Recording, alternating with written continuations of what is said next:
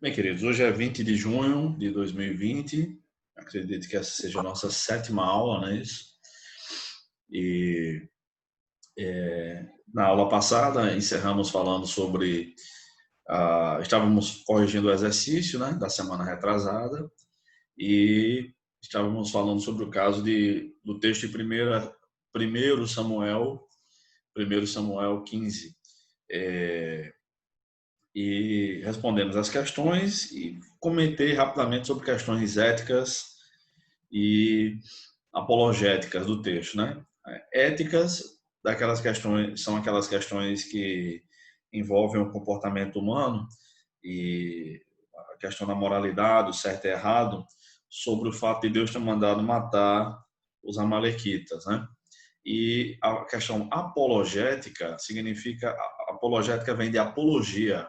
Apologia em grego significa defesa, tá? Então, quando alguém está defendendo a liberação das drogas no Brasil, é comum que as pessoas digam assim: fulano está fazendo apologia às drogas, fulano faz uma apologia a isso, aquilo, outro. Enfim, e estávamos vendo a questão da apologética do texto de 1 Samuel, como é possível que Deus tenha mandado matar, né? Enfim, e eu lembro que eu mencionei, entramos em outros assuntos éticos, né? E não lembro se mencionei, acho que não, mas eu assisti uma palestra há alguns meses do Rodrigo Silva, aquele pastor adventista, que é arqueólogo, né? Ele, como arqueólogo, é muito bom. Vou fechar o WhatsApp aqui. Ele, como arqueólogo, é muito bom. Agora, como teólogo, né? Se fosse bom, não seria adventista. É simples, né? Bem-vinda, Vilma. Bom dia, professor. Obrigada. Vilma tá no sítio, tá com frio lá. Muito frio. E o Rodrigo Silva tem uma palestra dele no YouTube, ele explicando sobre isso, ele respondendo, né? Deus mandou matar? Acho que é mais ou menos esse o título. E são mais ou menos 1h40, 2 horas de palestra, e ele passa mais de 1 hora explicando questões gramaticais, para no final dizer que não, Deus não mandou matar, e que isso é uma má tradução, é que Deus apenas permitiu.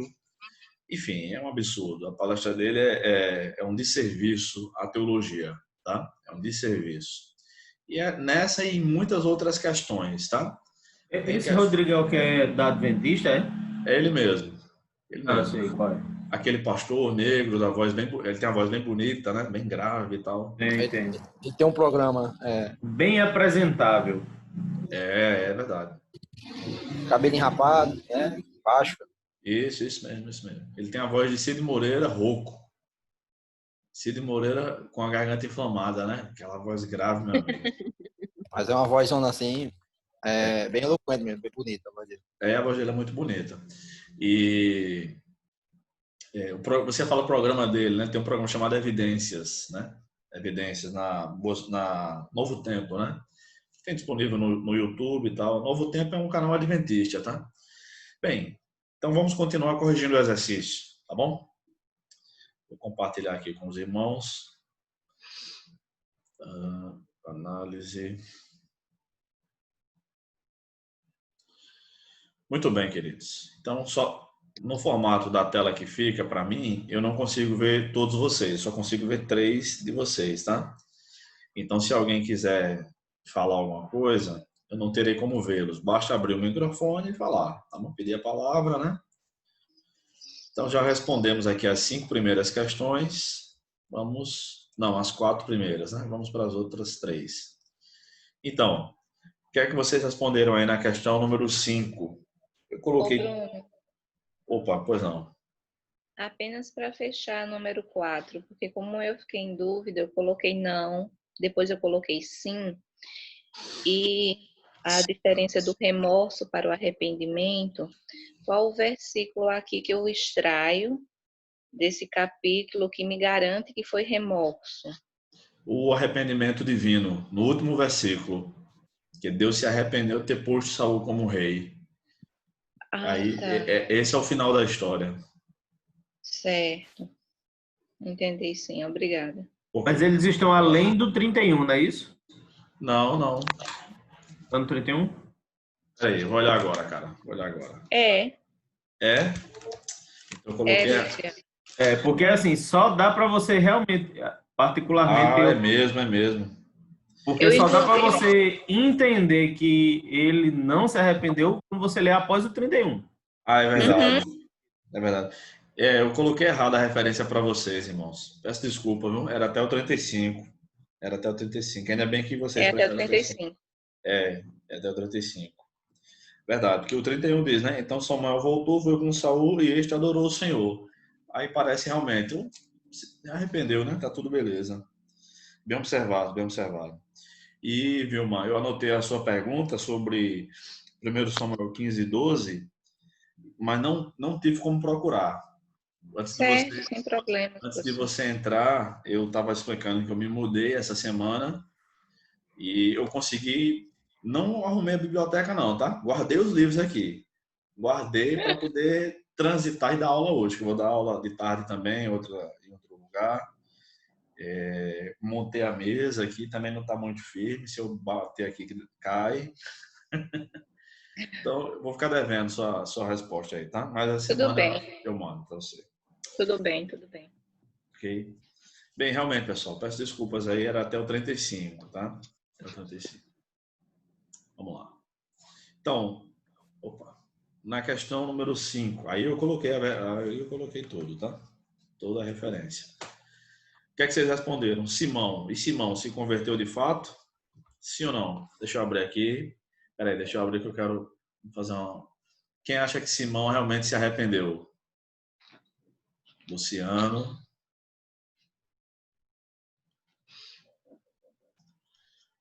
Segue na tua, Pensei que eu tava Varela. sozinho, viu? Quem mais levantou a mão? Não vi. Ah, Edvânia. Certo. Beleza. Então, querem começar falando? Ou é melhor os outros começarem falando? Vocês acham que Simão não se arrependeu por quê? Diga aí, diga aí. O microfone está Márcio, abre o desligado, Márcio. microfone, Márcio. Márcio. Fica difícil aí. É assim, eu acredito que ele não se arrependeu, porque depois ele se encontrou com os apóstolos. Se eu não me engano, foi com Pedro e João, eu acho. Como é com João e Paulo. Foi com E não Pedro. foi, Foi Pedro. foi Pedro mesmo, né? E Foi.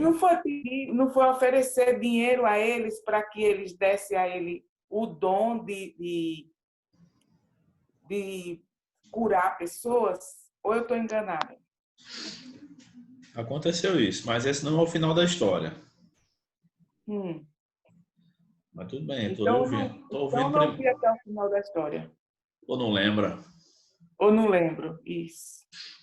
Tá. Quem mais quer falar? Eu, a princípio, fiquei naquela dúvida da irmã Vilma na anterior. Coloquei que sim, depois coloquei que não, depois coloquei que sim de novo, mas no final coloquei no exercício que não. Pelo mesmo motivo. Eu acredito que ele, quando ele propôs dinheiro para receber o derramamento do Espírito Santo, acredito que ele não tenha realmente se convertido de fato. Tá Eu bom. também coloquei não, porque eu acredito também. Essa mesma visão de Nicanor, que o coração dele estava voltado realmente para as coisas deste mundo, para o dinheiro. E o versículo 22, quando Pedro diz: arrepende-te, pois, dessa tua iniquidade e ora a Deus, para que porventura te seja perdoado o pensamento do teu coração. Nenhum outro versículo após esse confirma algum arrependimento da parte dele, alguma mudança da parte dele. Não encontrei. Mais alguém? Os que acham que... Os defensores aí de Simão, que acham que vão encontrar Simão no céu. Eu coloquei não, viu, professor? Foi? Bom. Edvânia E o e... 24, ele pede, e o 24, professor, ele pede a Simão para Simão orar por ele, né? Ao Senhor, para que nada do que Simão disse aconteça com ele. Então, assim, essa oração que ele está pedindo aqui não é uma oração de arrependimento, ele não expressa arrependimento.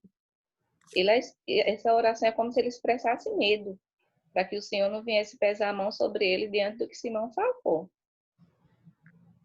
Tá bom. Edivânia ou Luciano?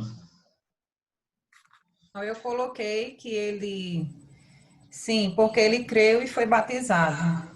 E ele queria os milagres, né, através do dinheiro, mas que o Senhor depois foi trabalhando no coração dele. Entendi. É um dilema. Eu me Sim ou baseio não, nessas duas passagens, né?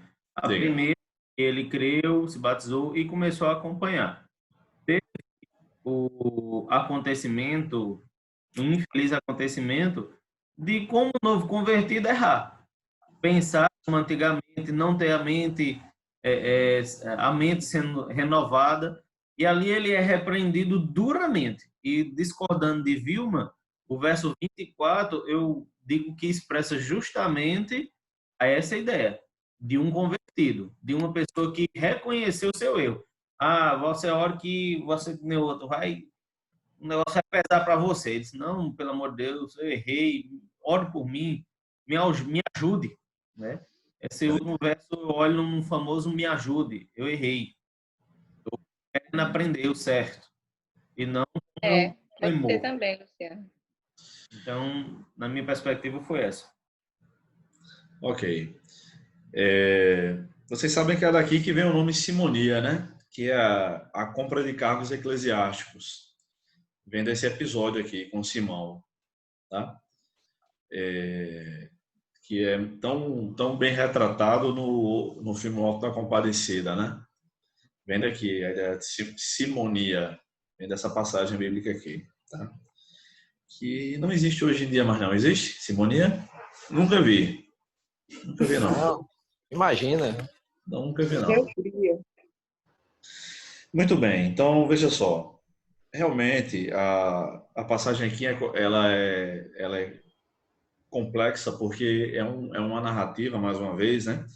E eu pedi a leitura do capítulo quase todo, até onde termina a história mesmo antes, quando começa a pregação do Evangelho em Samaria, até a saída de Filipe de Samaria, para que vocês tivessem a visão geral da coisa, tá?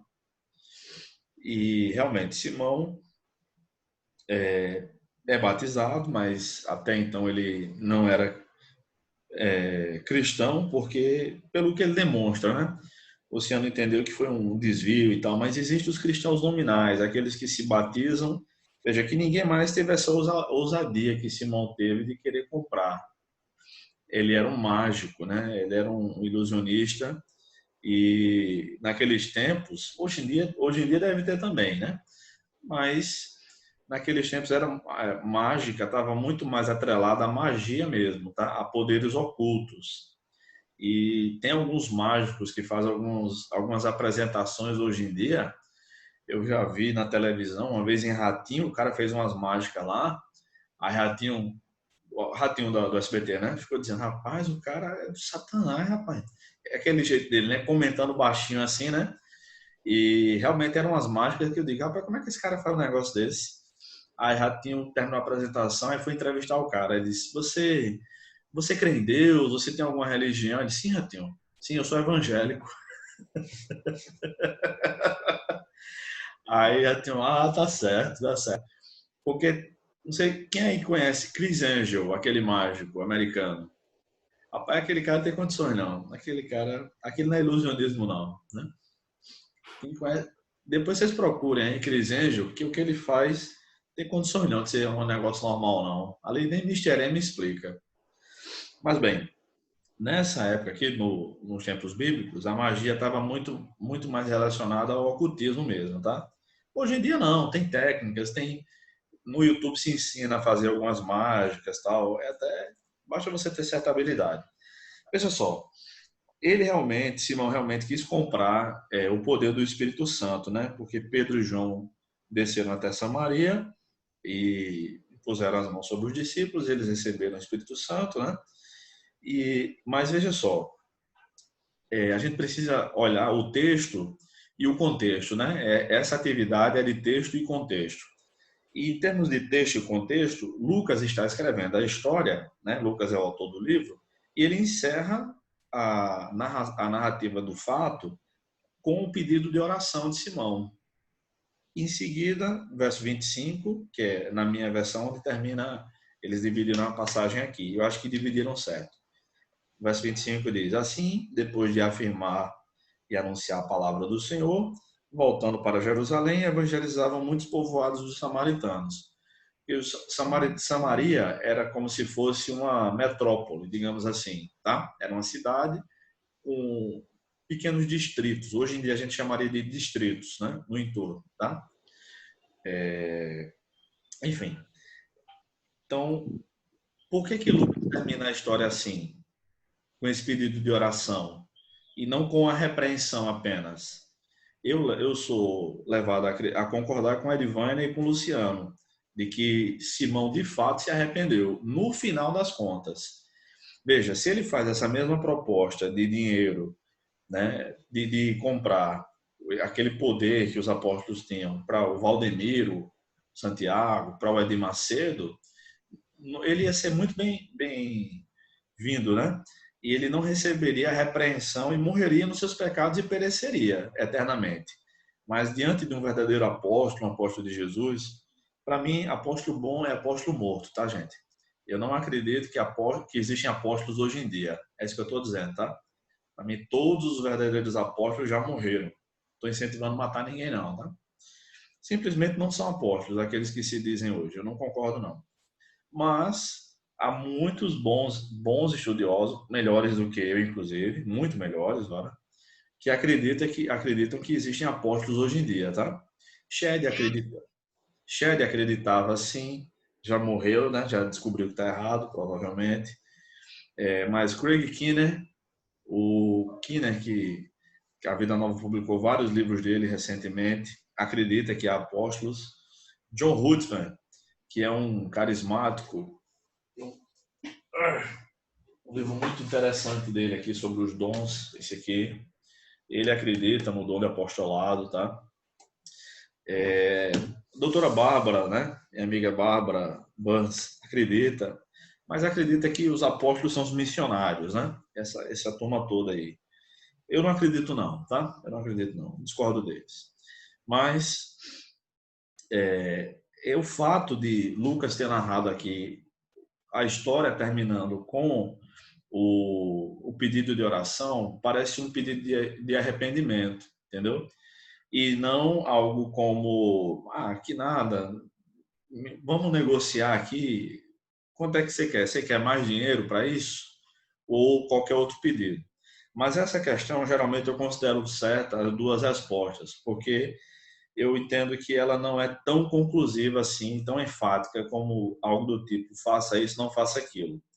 Mas a minha própria interpretação é de que Simão se arrependeu nos 47 do segundo tempo. Tá? Estou sendo claro? Alguém mais quer falar? E pode ocorrer duas interpretações, professor? Entenda, vocês estão começando agora, né? Hermenêutica 1. Se fosse uma turma do quarto ano, eu não consideraria as duas respostas corretas. Não é que estejam corretas as duas, mas o texto não é tão claro. E um dos objetivos cada questão dessa, como eu disse para vocês, tem um objetivo específico. E um dos objetivos dessa questão, a sexta, é que nem todas as respostas, mostrar aos alunos que nem todo o texto tem as respostas que a gente gostaria, tá? Então, se essa matéria tivesse sendo lecionada na turma do quarto ano, né, eu não consideraria não. Só consideraria a conversão dele como real, tendo certo. Não sei se eu fui claro.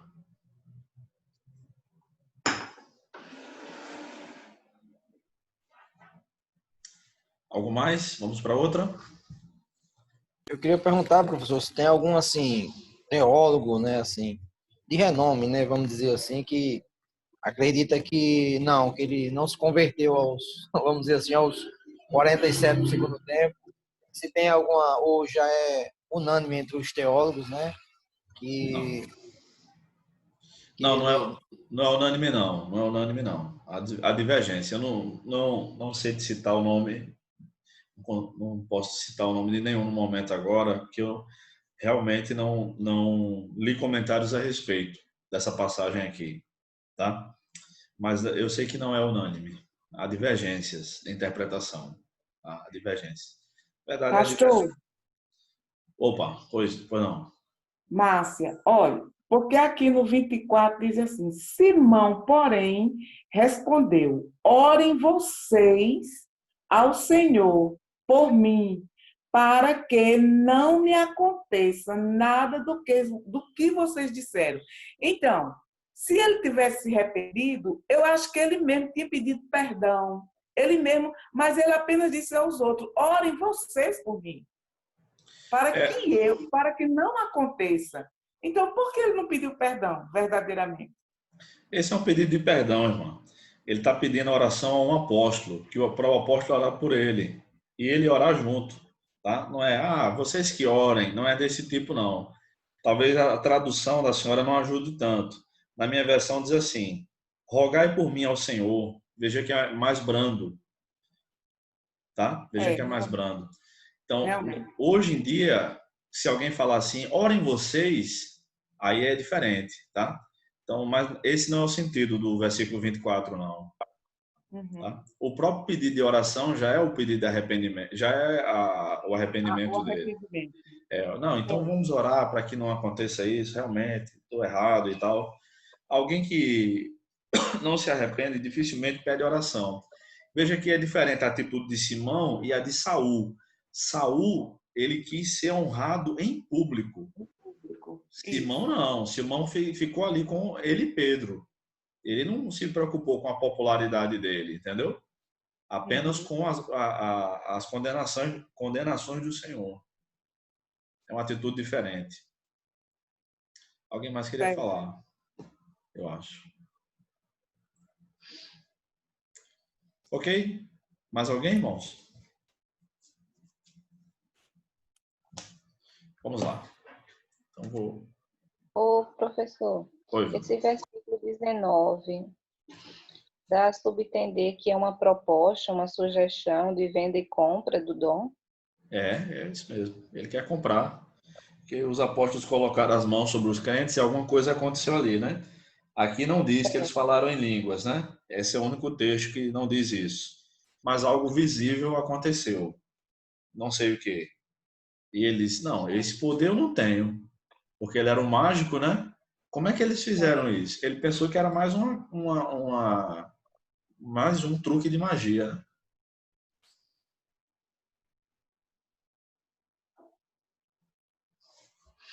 Acabei concordando agora, pastor, lendo de novo. Tá bom. E a Mais um minha pecador que se arrepende. Eu ainda estou tentando. Eu vim ler aqui com mais calma e eu cheguei a essa conclusão. Também pela tradução dessa outra Bíblia minha, que rogai, rogai mesmo aqui. E isso implica, de fato, ele reconhecer, né? Então, reconhecer que necessita, né, de misericórdia, de perdão. Então, você que agora eu acredito que ele se arrependeu. Tá certo. Vejam que vocês são minhas testemunhas, que eu não fico querendo que ninguém passe para o meu lado. Eu apresento as minhas razões, vocês apresentam as de vocês, tá? Eu não quero que ninguém diga para a Valesca que eu tô, ou para Cesário, que eu tô catequizando ninguém, né? Não quero que ninguém de vocês vire nazareno, nem também não quero que deixe de ser nazareno ou que pense como eu. Eu apresento as minhas razões, explico, vocês apresentam as de vocês, tá bom? Irmãos, nem no seminário denominacional, quando eu dou aula, eu faço isso, tá? Entendo que aqui não é igreja, não é para catequizar ninguém, tá? Mas eu sei que nem todo mundo faz isso. Eu fui catequizado durante 4 anos. Mas fiquem à vontade. Vocês podem mudar de opinião, podem manter, e a amizade é a mesma. Beleza? Vamos lá? Mas eu acho bacana quando... Irmãos, nós somos seres mutáveis, né? A gente vai mudando. Na teologia a gente até diz assim, né? Quando a gente se refere a um teólogo do passado que tinha determinada posição, determinada teologia, a gente diz assim, por exemplo, Lutero. Lutero jovem acreditava nisso, nisso, nisso. Aí Lutero velho acreditava nisso, nisso, naquilo. Por exemplo, né, tem aquela mácula, tem muitas máculas na biografia de Lutero, tá? Uma delas é que ele chamou a carta de Tiago de epístola de palha, no prefácio da carta, né? Da tradução dele do Novo Testamento, de 1522, se não me engano. Aí o pessoal fala disso até hoje, né? Só que aquilo foi o Lutero jovem. O Lutero velho entendeu que aquilo que ele tinha falado era uma bobagem. E acontece essas coisas, tá? Bem, é só isso. A gente muda de opinião, é normal, é normal. Vou seguir aqui, tá? Compartilhar com vocês. Questão número 6. Qual a relação entre os dias da criação, coloquei as referências aí, versus um dia para Deus, no Salmo 90, verso 4, e em 2 Pedro 3:8. Qual a relação? Como os irmãos responderam? Essa é mais simples, eu acho.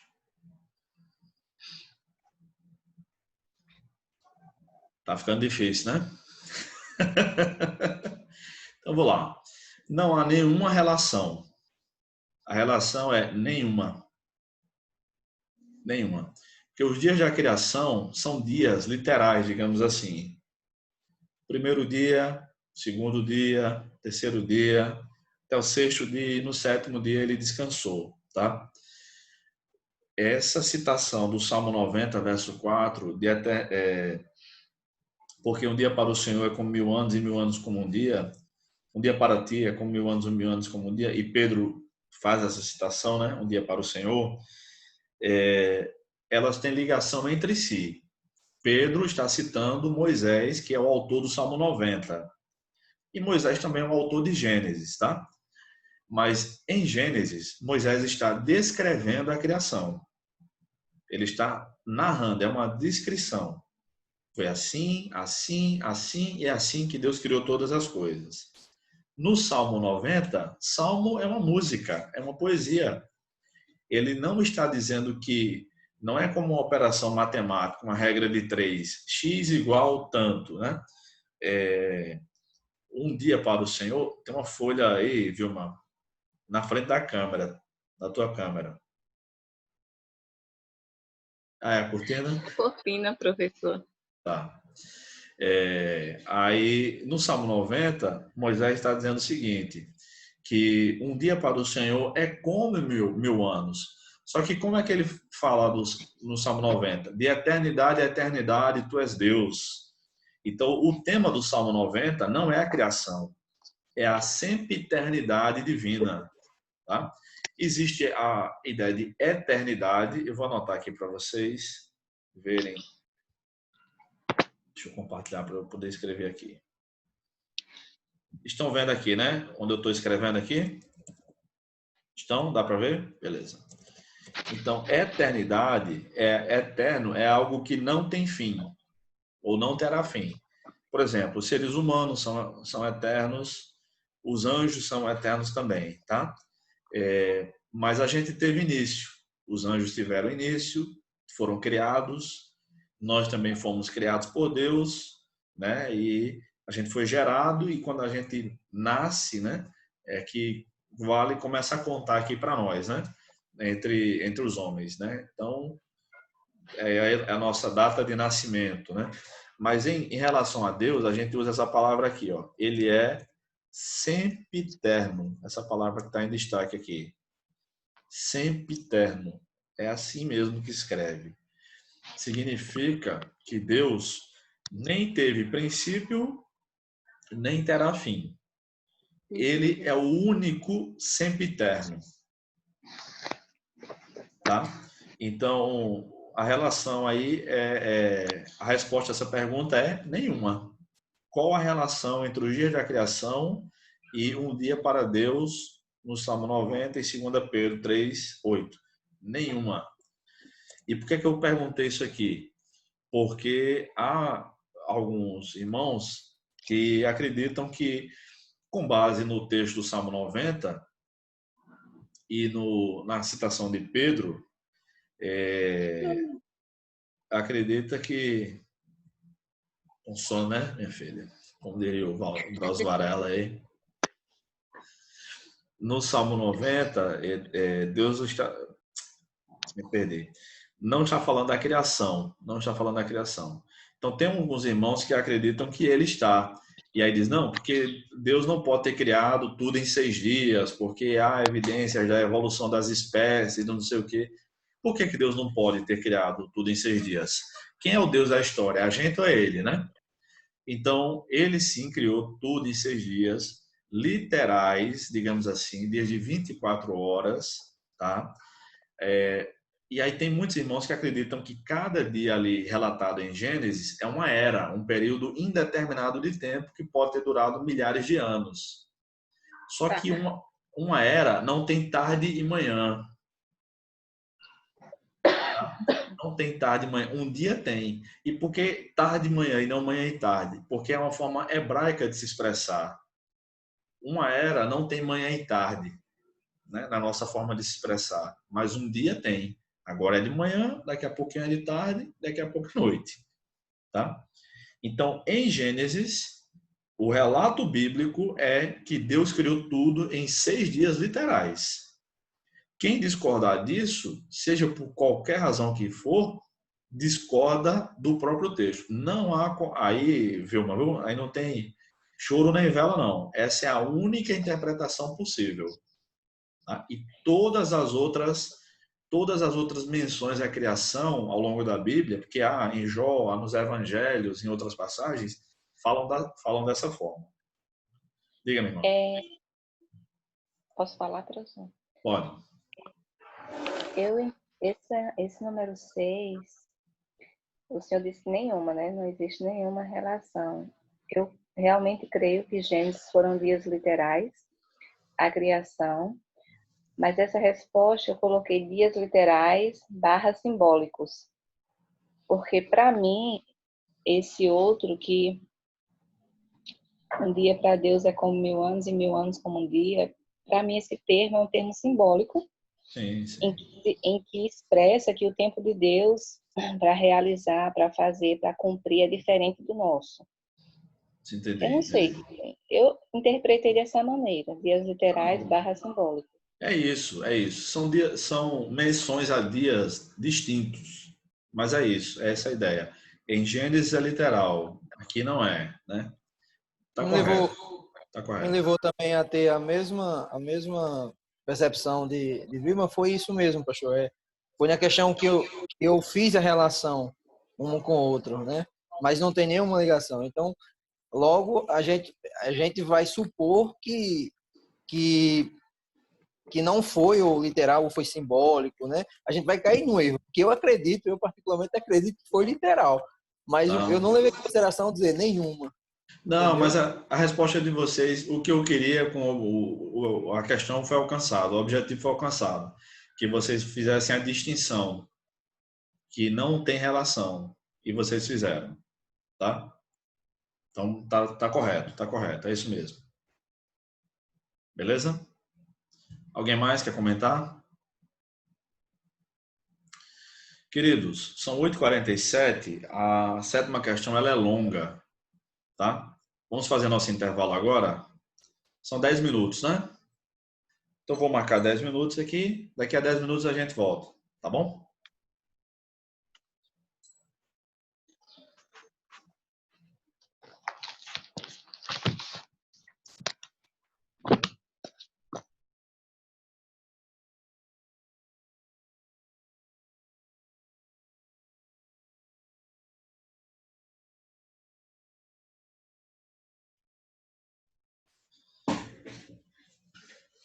aí.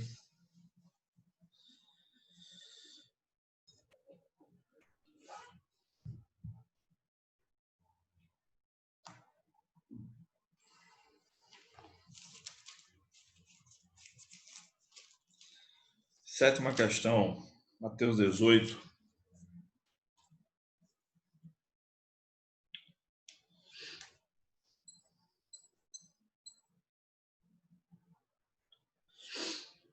Bem, eu vou fazer o seguinte. Eis um texto de difícil interpretação.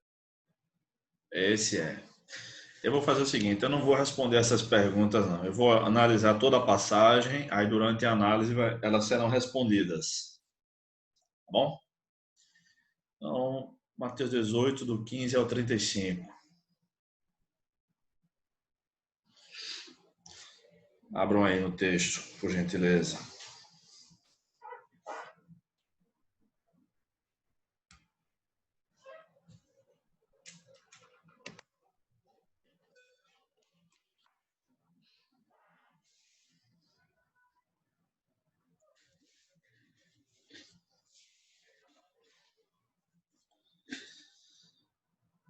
Muito bem. Então, se segurem aí na cadeira.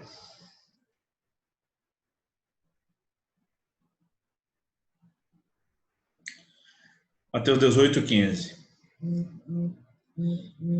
Se teu irmão pecar contra ti, vai a sós com ele e repreende-o. Se te ouvir, ganhaste teu irmão. Opa, então, primeiro a gente percebe que a maior parte das nossas atitudes em relação ao pecado das pessoas para conosco geralmente está errada, né? A gente deixa para lá. Mas o ideal é o confronto. O ensino bíblico é confrontar o pecador, né? Mas se ele não te ouvir, leva ainda contigo mais uma ou duas pessoas, para que toda palavra se confirme pela boca de duas ou três testemunhas. Então, esse é o padrão do Antigo Testamento, duas ou três testemunhas para validar uma declaração, tá? Então, o confronto deve haver, o confronto com o pecador deve ser envolvendo o menor número de pessoas possível. Então, primeiro vai você sozinho.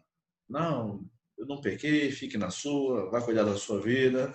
Então, a gente chama mais uma ou duas pessoas de confiança, que não sejam fofoqueiras, sejam crentes maduros, e vai até o pecador. E aí, confronta novamente. Verso 17.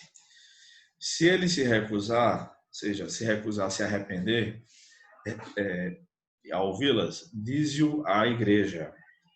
E se também se recusar a ouvir a igreja, considera o gentil e publicano.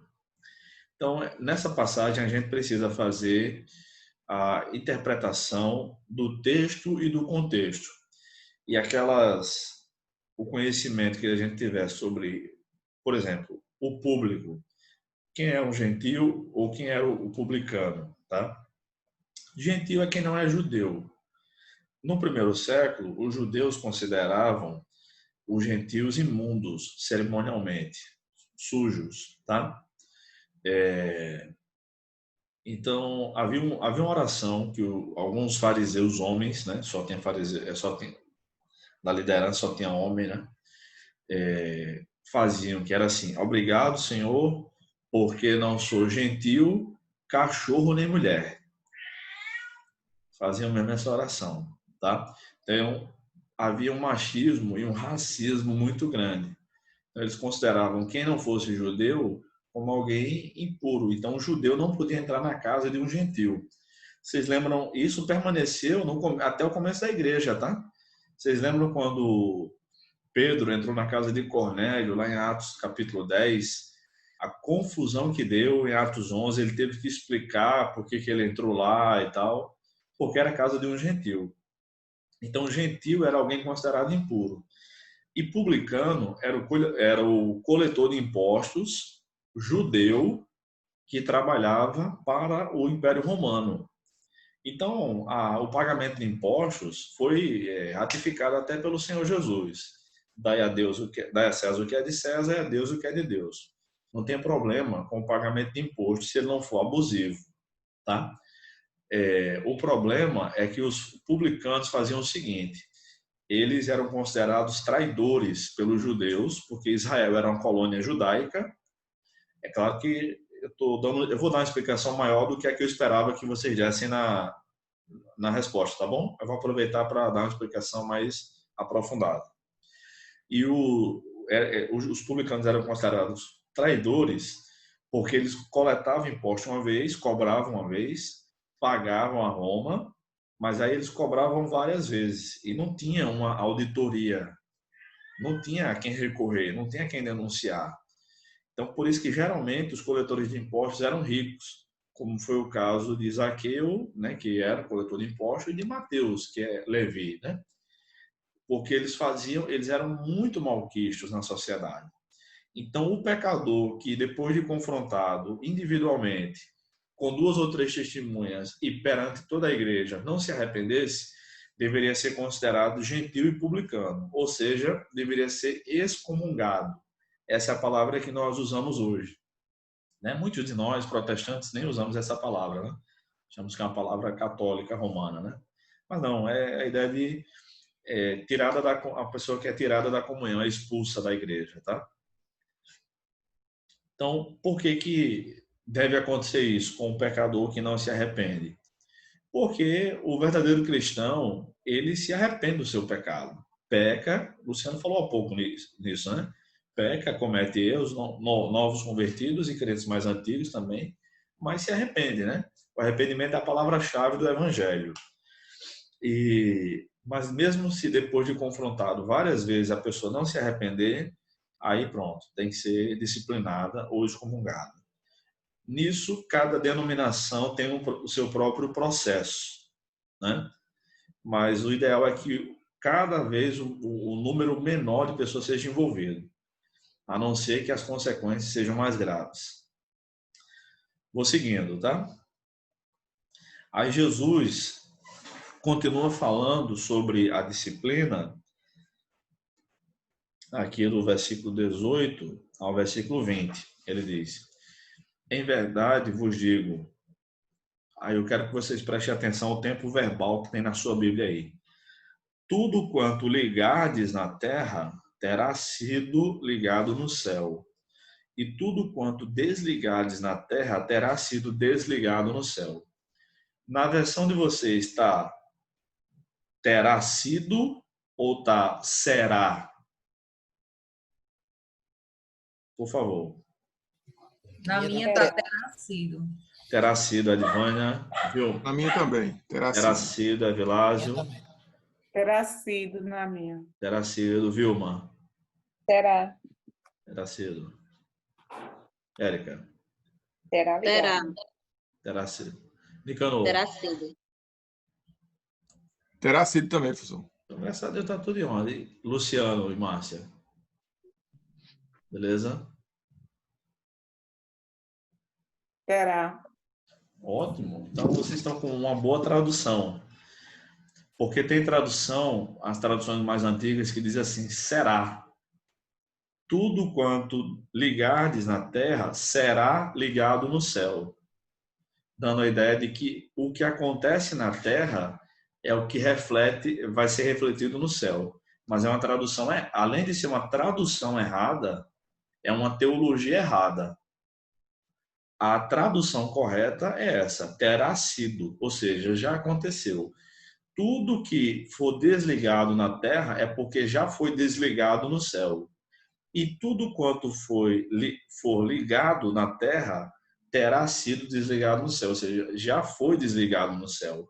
Significa o seguinte, irmãos, que quando um pecador é desligado do rol de membros de uma igreja por motivo justo, pode ficar tranquilo, porque ele já foi rejeitado no céu. E céu, no Evangelho de Mateus, significa Deus, né? A vontade de Deus. Ele evita falar o nome Deus, vocês sabem, né? Mateus não fala reino de Deus, por exemplo, fala reino dos céus. Com medo, Mateus, judeu, escrevendo para judeus, ele tem medo de quebrar o terceiro mandamento, não tomarás o nome do Senhor teu Deus em vão. Então ele usa eufemismos, tá? Ele usa o céu como símbolo de Deus. Tá claro aqui? Professor, Consegui. Opa, pois não, irmã. professor, Pode falar.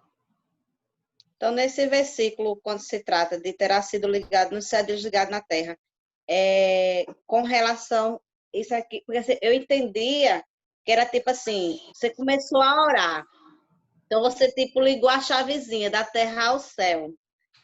Então, pela explicação que o senhor está dizendo, isso aqui é relacionado ao pecador, não é assim? A disciplina. Então não tem nada a ver, assim, essa passagem não tem nada a ver com tipo que você ligar aqui na terra, ligar ao céu, tipo uma oração que você faz, você ligou algo no céu. Não tem nada a ver. Né? Não tem nada a ver. Pelo menos com essa passagem, não. O texto todo fala sobre a disciplina. Vocês perceberam isso. Tá? É disciplina aqui.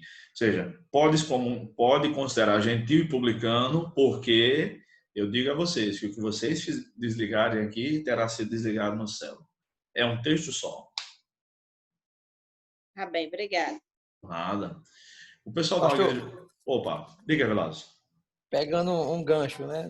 Nessa mesma linha de raciocínio, eu queria fazer uma pequena pergunta, né? Que comumente nós o vemos assim, os pastores dizendo assim, se arrependa agora, aí quando a pessoa se arrepende, né? Assim, tipo, levantou a mão, eu não estou aqui para dizer se se arrependeu ou não, mas vai à frente, diz agora, aí faz aquela oração, agora seu nome está sendo escrito no livro da vida. Ali, naquele momento, ou já foi escrito antes da fundação do mundo? Quer complicar minha vida aqui? Olha, da perspectiva humana, né, nós estamos vendo a história acontecer. Então, para nós, é como se estivesse sendo escrito daquela maneira, daquela hora, tá?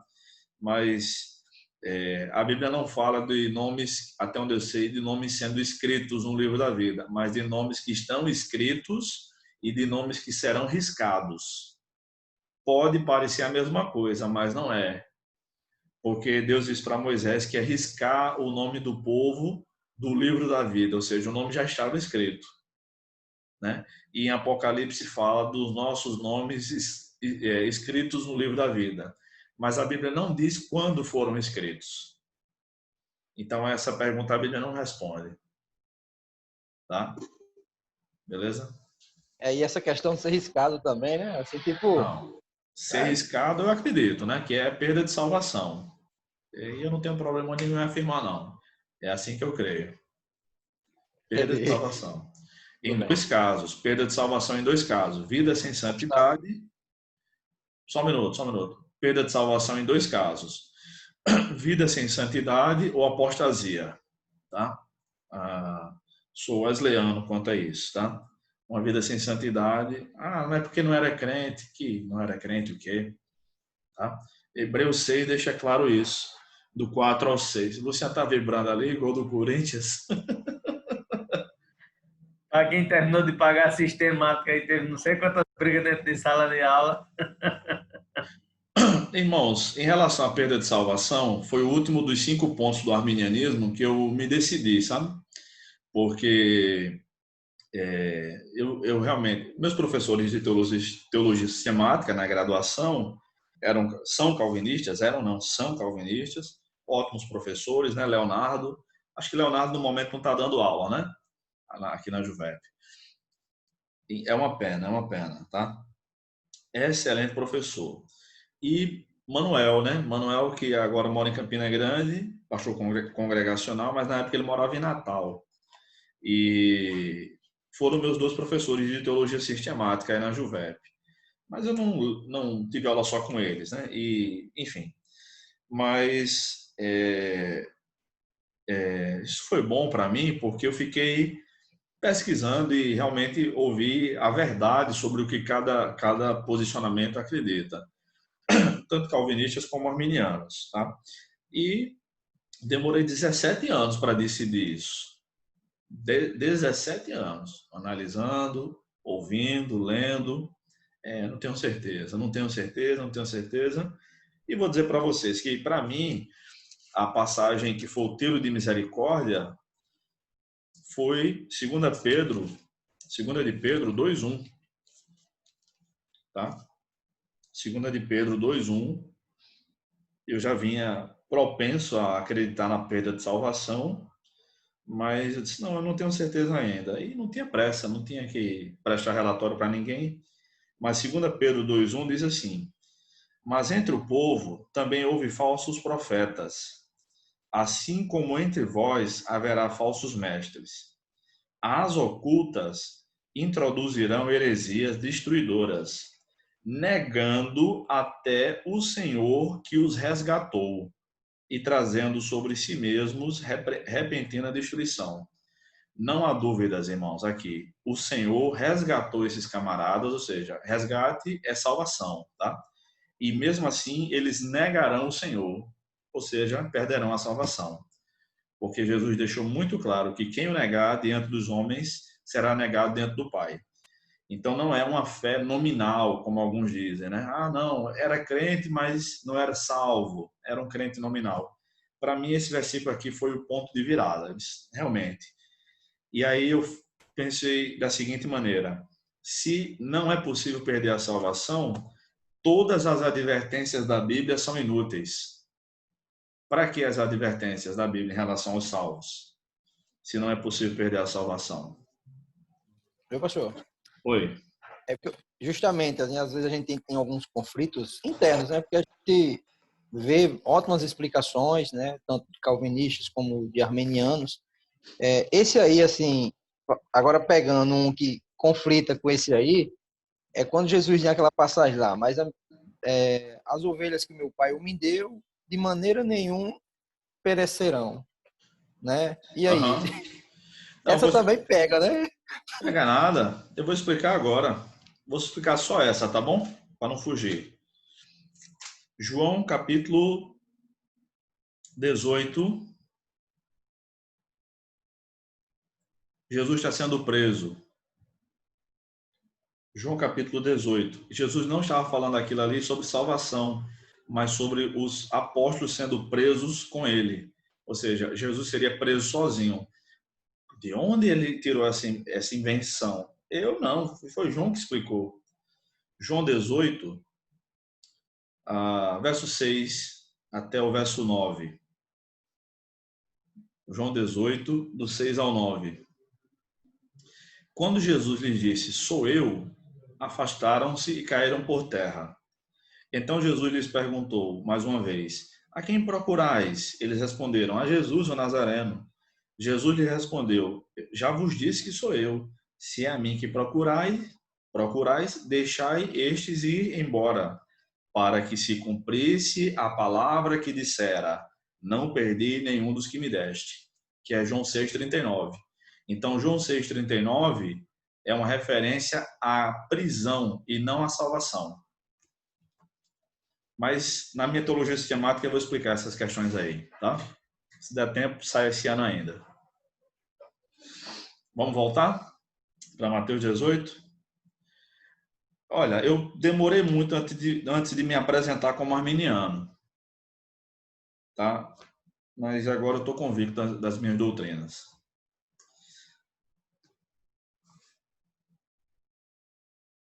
Vamos seguir. Então, Jesus falou do pecador, do arrependimento, do confronto e tal, e a igreja tem essa autoridade. Aqui em Mateus 18, é a autoridade da igreja que está sendo dada por Jesus. Verso 19, ele diz, ainda vos digo mais, em relação à disciplina, né?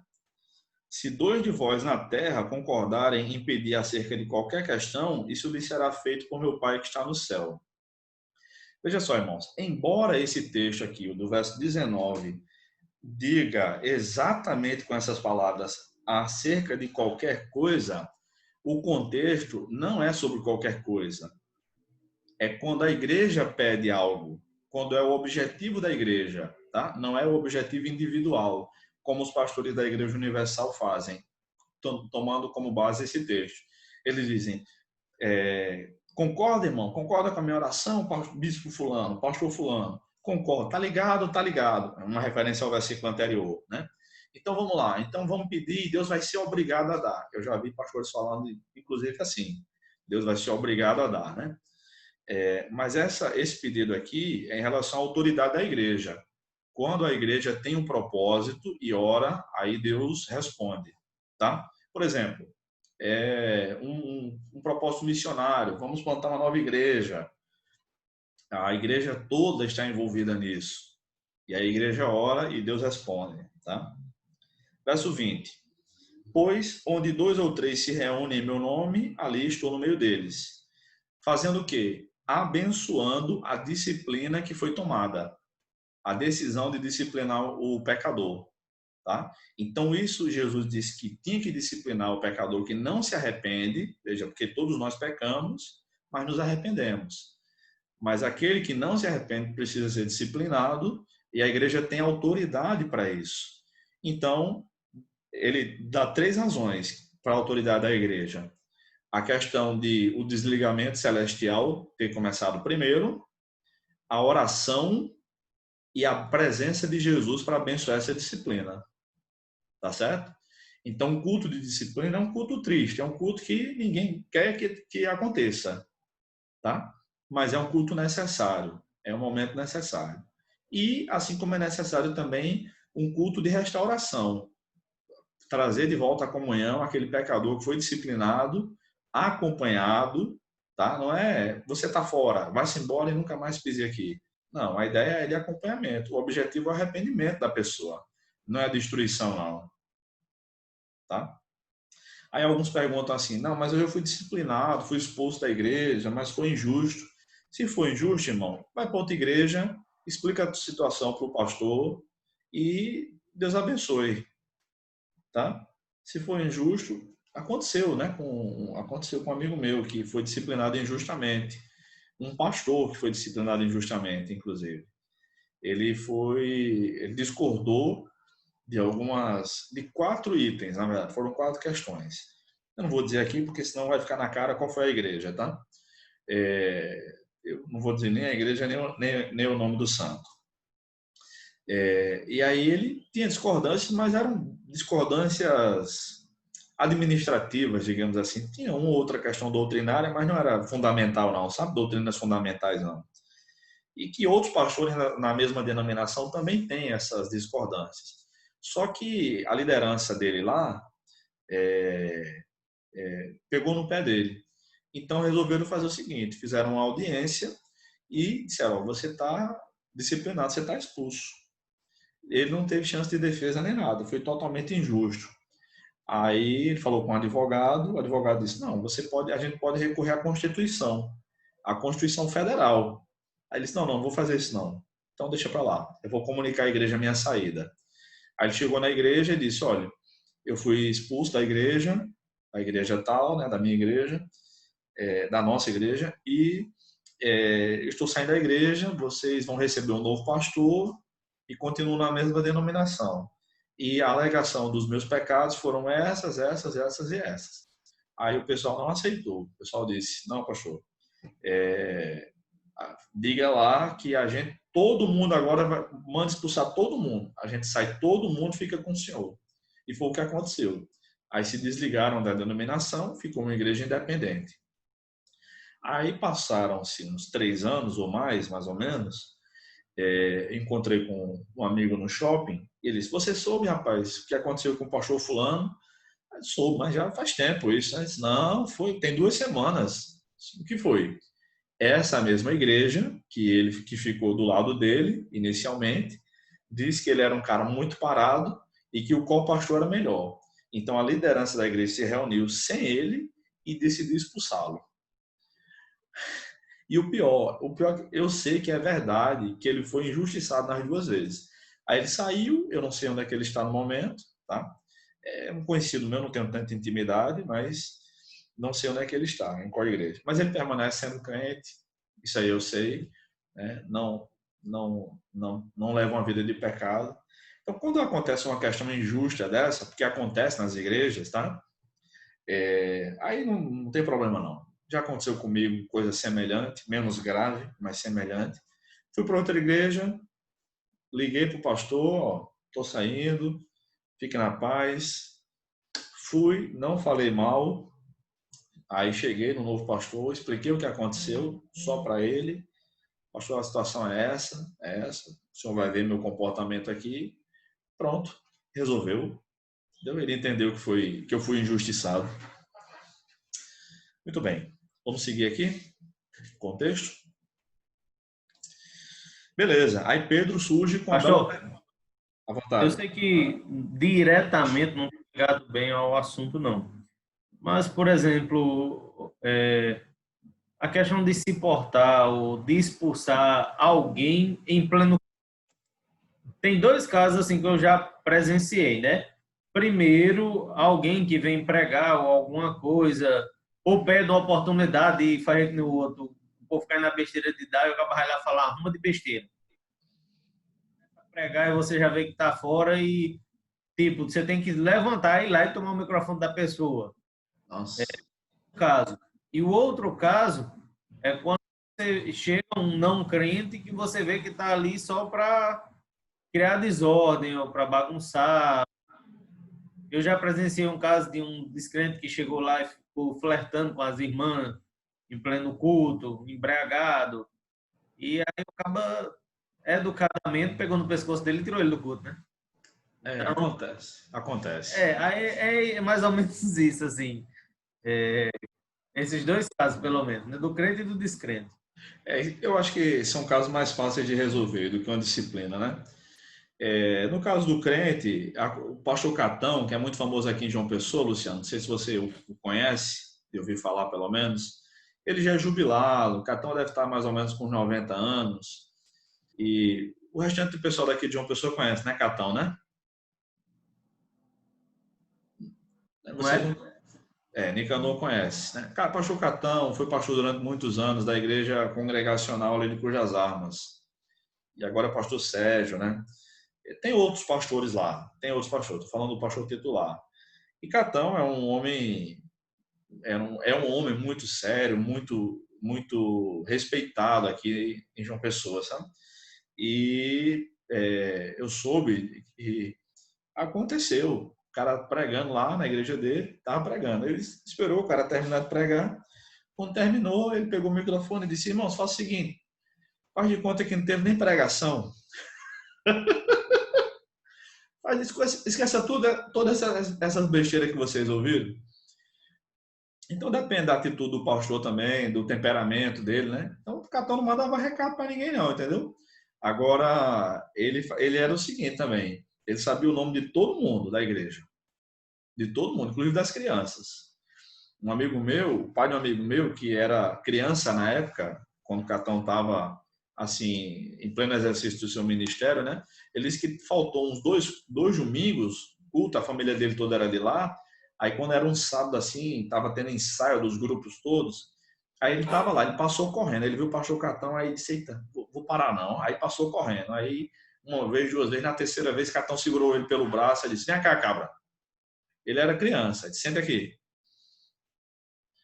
Faz 2 domingos que você não vem para a igreja. Você está indo para onde que não está vindo para a igreja?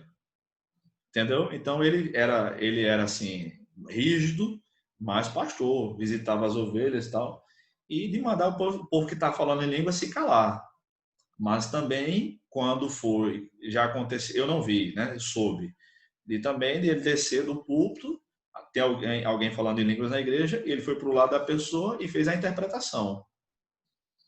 Então, há casos e casos, né? Na questão do incrédulo, eu lembro de uma história de um amigo meu. Vou contar só para vocês aqui, tá? Assembleia de Deus, sabe? Foi numa Assembleia de Deus, uma igreja pequena. Rapaz, todo culto de oração, esse cara ficava endemoniado. Aí um amigo meu que é policial, teve uns problemas lá na polícia um dia, aí já não tava com aquele humor muito bacana, né? Nicanor tá indo ali. Não foi Nicanor não, tá? Não sei se aconteceu com ele, mas não foi ele não. Meu amigo, aí ele disse: não, vou pro culto, vou orar, né? Vou me acalmar. Aí daqui a pouco os irmãos começaram a orar. Isso, meu amigo, já vinha várias semanas, entendeu? Aí quando o cara supostamente ficava endemoniado, meu amigo, ia expulsar, ia orar por ele nada, meu amigo. E atrapalhava a oração dos irmãos, né? Aí o cara disse, ele é diácono, eu acho, sabe? Esse meu amigo. Aí ele se manifestou, o cara se manifestou lá, né? Aí ele disse, não, pastor, deixa comigo. Não, continue em oração, ora por mim, eu vou orar com ele lá dentro. Aí pegou o cara pelo braço, o cara foi andando, aí tem uma sala assim, dentro da igreja, entrou, trancou a porta, deu uma mãozada no pé do ouvido, que o cara caiu e já fez assim. Aí ele disse, se você fingir de novo, eu vou ligar para a viatura. Nunca, o cara foi liberto nesse dia. Ele viu que era a safadeza do cara, entendeu? Ele viu que era É safadeza. isso, pastor. Tá diminuindo a espiritualidade do rapaz. Ele tinha poder de prender até demônio. Ele viu Foi que não. era... Tem coisa A mão dele estava ungida. A mão dele estava ungida. Vou te dar uma mãozada ungida, irmão. Aí deu uma mãozada. Lá na Bahia, eu tenho um projeto que eu ia todo ano lá. Tem uma igreja lá de um pastor que era ele quem expulsava o demônio, mas ele também olhava assim, tinha dia que ele chamava a missionária Teresa para expulsar o demônio. E a missionária Teresa era um cacetete de 1 metro, mais ou menos, e tinha missionária Teresa. Era um cacetetezão, um pau, né? Aquele... Pronto. Aí tinha escrito na missionária Teresa. E lá na Bahia, meu amigo, eu já vi muita coisa lá em Salvador. Rapaz, Professor Bruno. Ele dizia que ele estava só olhando lá a oração, aí começava a novela, aí ele dizia, sim, sei. Chama ali missionária Teresa ali. Alguém... Juridicamente, eu acredito que não responderia. Ele tinha sido, parece que era um capitão, era um sargento do exército, alguma coisa assim. Diga aí, Juridicamente, eu acredito que não responderia, mas as excludentes de licitudes me absolveria. Aconteceu uma situação aqui na minha antiga igreja, no bairro ao qual eu pertenço. Eu sou um bairro aqui da Ilha do Bispo, um bairro da periferia, né? Que tem Conhece mais aí. Um nível de violência um pouco elevado em outros tempos. Hoje está mais tranquilo. E certo dia a gente estava se preparando para ir para a igreja, eu e minha esposa, e aconteceu, a gente se desentendeu no momento de ir para a igreja. Eu disse, não gosto de ir para a igreja com raiva, não, eu não vou, não. Aí não fui. E nesse exato momento, nesse exato dia, um rapaz fugindo de outro lá, desesperado, o caba tirando nele, ele entrou na igreja.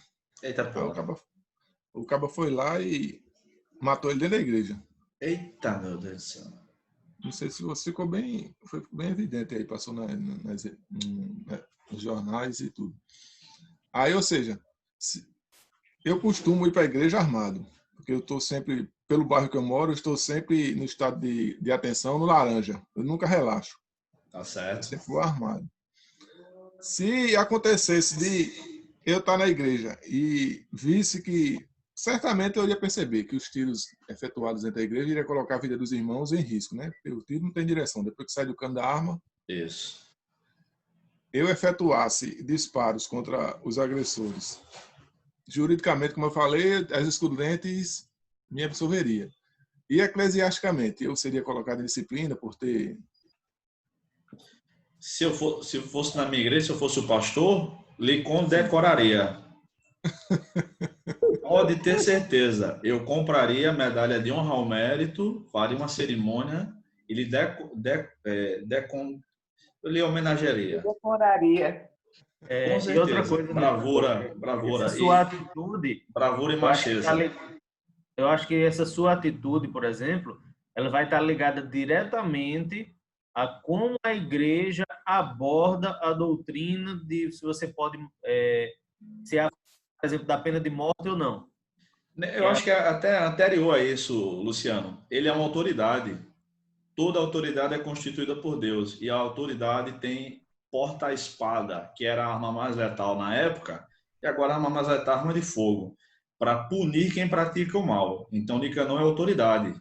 Tá? Se fosse um civil e as leis do Brasil permitissem, eu também decoraria. E o militar é que eu homenagearia mesmo, tá? Pode ter certeza, pode ter certeza. No Texas, no começo do ano, aconteceu no Texas, né? O cara só deu um tiro, porque no Texas tem mais arma do que boi, né? Vocês viram aqueles vídeos? Acho que foi em meados de janeiro. Vocês viram, eu vi o vídeo, né, com áudio. O cara entrou na igreja, aí ficou ali pela frente, Aí os diáconos já ficaram na espreita, o cabo ficou sentado na mesma linha dele, assim. Vou contar só isso para a gente voltar para o texto, tá? Ficou na mesma linha, assim, do banco deles, né? Eu não prometo mandar esse vídeo para vocês, que eu vou dar aula daqui a pouco também, não vai dar tempo de procurar. Aí ficou na mesma linha dele da igreja, assim. Disse, esse cara não é daqui da igreja. É o cara todo suspeito. O que é que ele quer? Aí o cara deu um tiro no irmão lá e matou. Quando ele disparou a primeira vez, a pistola do outro já estava engatilhada. De lá mesmo, eram uns 20 metros. Ele abateu o assassino. Aí os irmãos todos se abaixaram, foi aquela gritaria, o pastor se abaixou no púlpito, aquela coisa. Só foi um disparo mesmo. Quando ele, pronto, deu um disparo. Em 5 segundos chegaram 15 irmãos armados em cima dele. Mas já era um cadáver já. Acabou. E a intenção era matar mais, não era só um não, né, pastor? Ele só conseguiu matar um quando ele deu... Exatamente. Não, a vida do inocente em primeiro lugar. Do inocente. O resto é que está botando a sua própria vida em risco. Mas ainda bem, cara, que você não foi nesse dia. Ainda bem, né? Verdade, pastor. Verdade. Deus sabe de tudo, né? Deus sabe de tudo. Vamos lá, irmãos. Mateus 18. Hoje tem que terminar esse exercício aqui, tá? Vai terminar. Nós temos 16 minutos. Vamos lá. Beleza. Aí Pedro surge com uma pergunta aqui, no verso 21. Então Pedro, aproximando-se dele, perguntou-lhe: Senhor, até quantas vezes deverei perdoar meu irmão que pecar contra mim? Até 7 vezes? Então Pedro faz essa pergunta baseado no Antigo Testamento de Lameque, né? Lameque disse que iria ser 7 vezes pior contra aquele que o ofendesse. Aí os fariseus interpretavam na época que se devia perdoar um ofensor até na sétima vez. Daí em diante, a pessoa não tinha mais perdão, não. Aí Jesus disse: não te digo que até 7 vezes, mas até 70 vezes 7. Irmãos, esse texto aqui é uma raríssima ocasião em que acontece o seguinte: se ele não, a gente não tem certeza como se deve traduzir Mateus 18, 22. Porque no grego está assim. Vocês já estão cursando o grego? Alguém já está cursando o grego aí? Ah, não, né? Então, no grego está assim. Não te digo que até 7 vezes, mas 77. Então, nem tem 70 vezes 7 no grego, nem tem 77. Tá? Mas, nesse caso, a tradução não vai alterar o sentido, porque é notório que é uma hipérbole. Tá certo? Então, esse caso não altera. Então, acho que a nova tradução na linguagem de hoje, não sei se alguém está com a nova tradução aí, se tiver o meu alcance, eu pego, tá? Que eu não sei onde é que tá as coisas aqui. Eu não sei onde é que tá, não. Mas na nova tradução diz assim, 77 vezes. E nas outras Bíblias todas diz 70 vezes 7. Tá? Então, a ideia é, você deve perdoar sempre que possível. Sempre que necessário, aliás. Beleza? Vamos adiante, né? Realmente não sei onde é que tá, não, gente. Espalhei tudo aqui, como eu disse para vocês, nem arrumei. Por isso, a Jesus vai contar uma ilustração, uma parábola, para explicar a questão do perdão. Por isso, o reino do céu é comparado a um rei que quis acertar contas com seus servos. E quando começou, foi-lhe apresentado um deles que lhe devia 10.000 talentos. Irmão, veja só, 10.000 talentos, a gente precisa fazer as conversões. Na NVI e na NVT, de certa maneira já está traduzido, já está convertido. Mas a gente precisa ir para aquelas... Muitas Bíblias têm aquelas tabelas de pesos e medidas e distância, né? No final da Bíblia, não é isso? Vocês têm que ir lá, ver quanto é um talento, a medida de um talento, ou procurar na internet ou em algum outro livro, para fazer a conversão. 1 é igual a tanto. 10.000 é igual a quanto? É aquela regra de 3 simples, né? Então, veja só. 10.000 talentos é uma medida de ouro. Um talento são 34 quilos de ouro. É 34 e um quebrado. Tá? Mas vamos arredondar para 34. Então, da última vez que eu vi o grama, o peso do grama antes da pandemia, porque agora também está tudo alterado demais, né? O grama do ouro estava valendo R$ 140. Então, presta atenção, o cálculo é esse. R$ 140 o grama do ouro. Então, o quilo, R$ 140.000. O talento são 34 quilos. Então, 34 vezes 140.000 dá arredondado R$ 4.600.000. Um talento. 4.600.000. Esse cara devia quantos talentos? Olhem aí.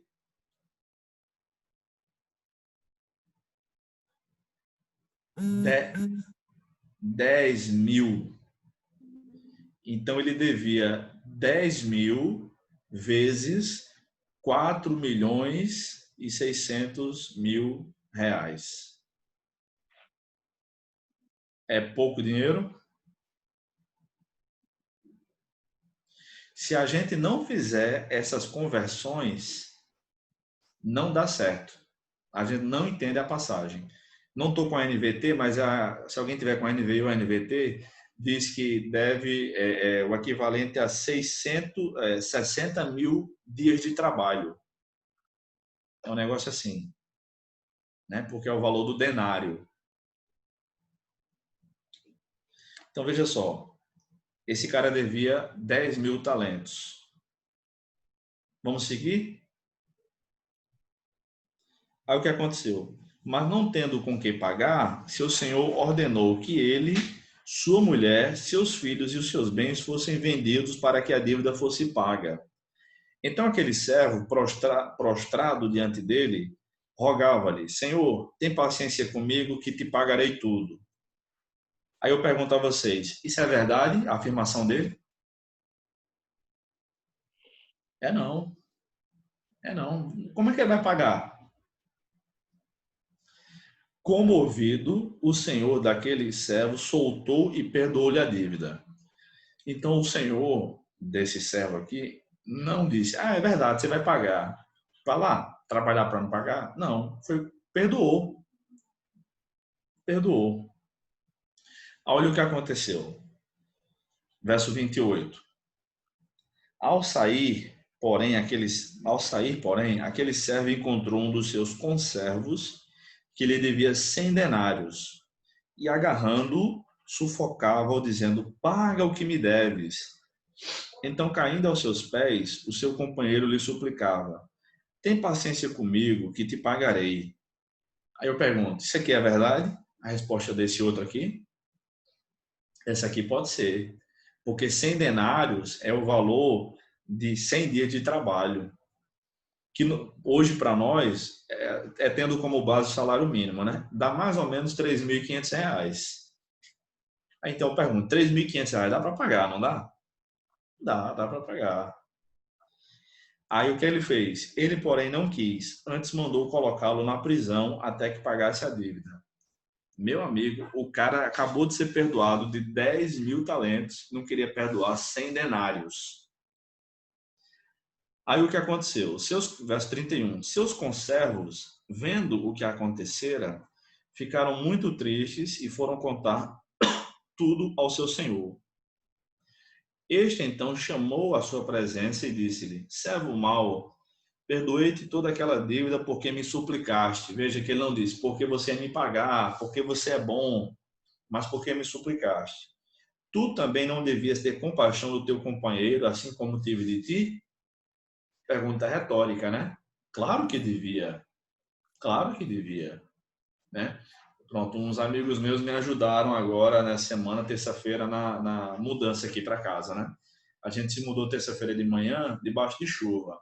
Eles não pararam, a chuva não parou, e é muito longe aqui onde o caminhão ficou, do elevador, eles não pararam de trabalhar, tá?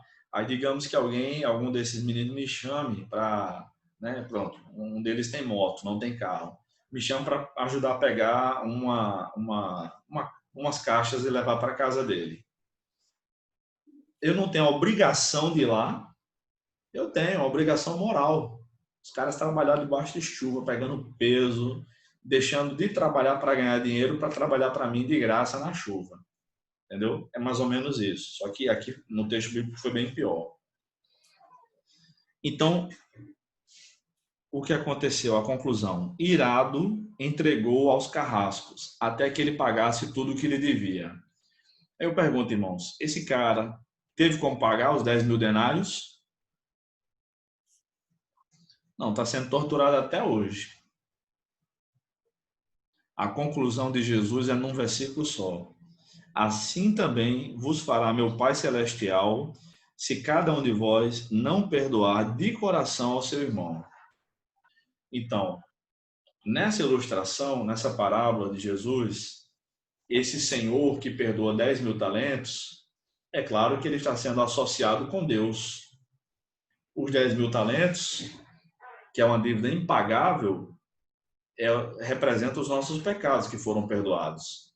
Isso está muito claro no texto.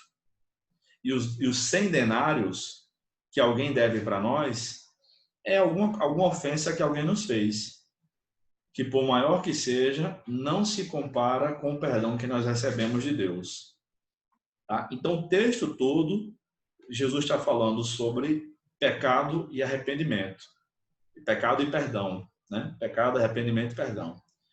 Começa falando de um pecador que deve ser confrontado, disciplinado. Aí Pedro pergunta, eu devo perdoar quantas vezes o pecador? Aí Jesus explica, 70 vezes 7. E aí ele não dá 10 razões por que perdoar sempre. Ele conta uma parábola para fechar. E as parábolas, irmãos, nós vamos ver depois, em outro dia, elas têm... Parábola é o mesmo que ilustração, tá? Hoje em dia a gente chama parábola de ilustração. Elas têm uma função semelhante ao de uma piada. A ideia da parábola e da piada é apenas contar e não explicar. Então, se a gente conta uma piada e explica, perdeu o sentido, não é verdade?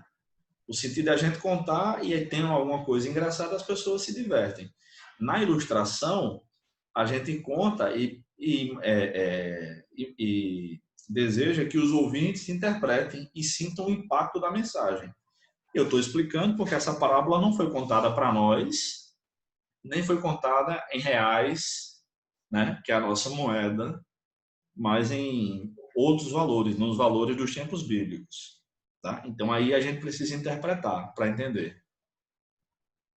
Ok? Ok. Perguntas?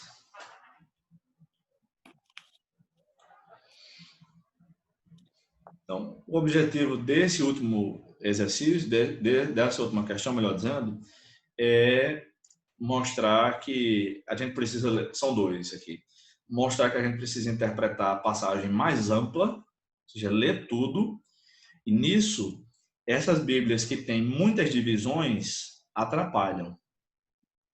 Por exemplo, na minha aqui, né, que eu estou usando, só tem uma divisão, que é antes do versículo 15.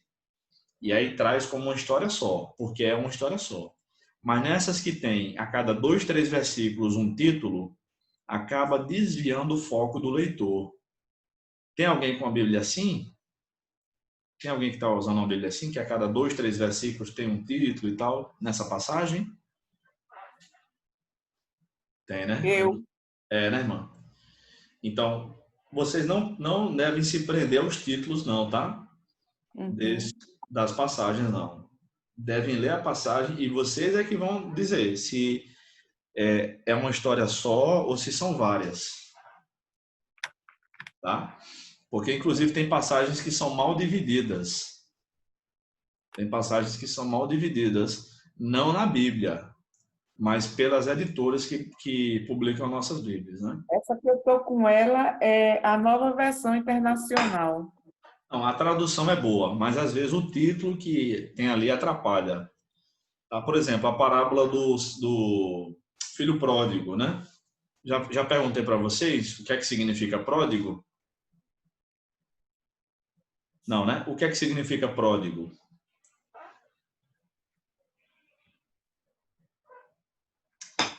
Lázaro de Canoa sabe. Não entendi, não. Eu sei, por isso que eu vou deixar aí para você responder. Ah, não, já perguntei. A Vilasa Então, pródigo é gastador, né? A parábola não é do gastador, a parábola é do filho que volta. Então, o nome da parábola está errado. Mas Jesus não disse, eu vou contar a parábola do filho pródigo. Está na nossa Bíblia o título lá, a parábola do filho pródigo. Não, não é do filho pródigo, não. É do filho que volta. A ênfase é que ele volta. A ênfase não é que... Eu pensava que era a parábola do filho arrependido, assim, pelo, né? É a parábola do filho arrependido. Pode ser. É um título melhor do que pródigo também. Eu estou dizendo... Não, mas eu achava que o pródigo era arrependido. Ah, sim. Mas não é. Todo Né? mundo... Pela história. Todo crente acha que pródigo é o que volta, ou arrependido, né? Isso. Porque entendeu a parábola. Ainda bem. Ainda bem. Assim, eu já ouvi até pregação onde o pastor diz assim, seja como o filho pródigo, volte à casa do pai. Aí eu entendi isso. Né? Todo mundo, acho que todo mundo aqui, né, irmão? Todo mundo. Mas pródigo não é o que volta. Pródigo é mau administrador. Pródigo é o que volta. Que volta não. É o que gasta tudo. É o que gasta tudo. Meu filho pródigo vai ficar todo envergacando o banco. Pois é. Agora diz assim, faça como atitude, né, do filho pródigo, a atitude. Né? Aí sim. Queridos, então, na próxima, eu pensava que ia dar tempo falar um pouco sobre a aplicação bíblica. Não deu, mas não tem problema. Na próxima aula nós vamos ver sobre a aplicação bíblica, tá? E aí eu vou passar um exercício para vocês. Eu acredito que vai ser o último exercício, tá? Não vai ter exercício hoje, não? Não, vai não. Hoje é folga também. Ô, Bruno, como é que está sendo essas avaliações? Cada um desses exercícios propostos equivale a 10? É isso? Não. A 2 pontos em média cada exercício desse. Tá? 2 pontos. Aí a gente vai somando para dar nota. Certo. Aí, além dessa nota... Vai ser o próximo exercício que eu vou passar, que vai ser uma apresentação que vocês farão. Vou pedir para vocês darem um pequeno estudo bíblico, mas eu vou dar as ferramentas para vocês. O livrinho lá, Laranjinha, é muito bom. Foi, né? Beleza. Eu tô lendo também. Tá. Obrigado. Diga, Vilma. Eu tô lendo também, o Laranjinha. Ele é tão pequenininho, rapidinho, você lê. Ele tá falando de outro Laranjinha, tá falando de um livro meu. Ah, tá, não é desse livro, não. É recurso, né, para... Isso, eu relancei com outro título, outra capa. Acho que foi uns 3 anos atrás, que eu já li 2 vezes, é muito bom. Não é porque o senhor tá aí, não, mas eu estou fazendo jus ao conteúdo. Obrigado. Deus te abençoe. Queridos, então por hoje é só, tá bom? Fiquem com Deus. Bom fim de semana e até mais. Igual, professor. Até mais. Um abraço.